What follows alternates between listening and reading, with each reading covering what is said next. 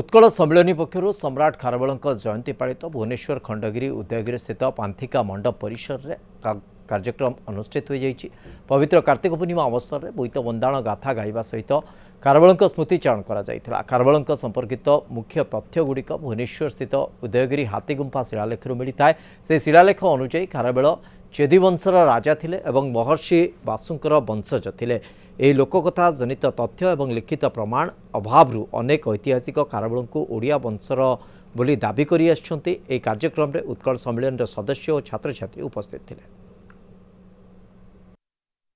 सम्राट खारवेल एवं सम्राट कपिलेन्द्र देव ये दुई जन राजा जी कि ओडिशार गर्व गौरव स्वाभिमान एवं अस्मिता को रक्षा करथिले एवं बोधे भारतवर्ष रे अशोक कि कनिष्क कि पृथ्वीर सम्राट नेपोलियन बा अलेक्जेंडर ठारू ये आहुरी दिग्विजयी थिले एवं वीर थिले। तेणु तांकर विषय रे आगामी पीढ़ी जानतु एवं तांकु नहीं आगामी पीढ़ी गर्व करंतु।